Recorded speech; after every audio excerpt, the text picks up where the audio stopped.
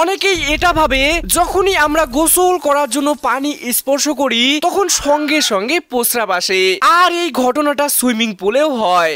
আসলে যখনই আমরা ঠান্ডা পানির মধ্যে ঢুকি তখন হঠাৎ করে রক্তের চাপ কিছুটা বেড়ে যায়, কারণ পানির ভিতরে তাপমাত্রা এবং শরীরের টেম্পারেচার একই রকম থাকে না। আর এই তাপমাত্রার পার্থক্যের কারণে কিডনি আরো বেশি পানি ফিল্টার করতে শুরু করে যাতে ব্লাড প্রেশার স্বাভাবিকে আনা যায়। তাছাড়াও পানিতে নামলে শরীরের মাসলগুলো রিল্যাক্স ফিল করে, এর ফলে ইউরিনারি ব্লেন্ডার অর্থাৎ যেখানে মূত্র জমা হয় এবং এর নিচে যে মাসলটা প্রস্রাবকে আটকে রাখতে সাহায্য করে সেই পেশিটা রিল্যাক্স হয় না, অর্থাৎ হালকা ঢিলে হয়ে যাওয়ার মতো ফিল করে। আর ওদিকে তো কিডনি বেশি বেশি পানি ফিল্টার করছে, মানে প্রস্রাবও তৈরি হবে। আর এদিকে প্রস্রাবকে আটকে রাখার পেশিটা পানিতে নামার কারণে হালকা রিল্যাক্স হয়ে আছে, যার ফলে ইউরিনকে আটকে রাখার ক্ষমতা কমে যায় এবং আমাদের ঠাস করে প্রস্রাব আসে, এবং এই পুরো ঘটনাকে ইমারশন ডায়ারেসিস বলা হয়। আলহামদুলিল্লাহ, সকল প্রশংসা আল্লাহর, যিনি আমাদেরকে সুস্থ রেখেছেন।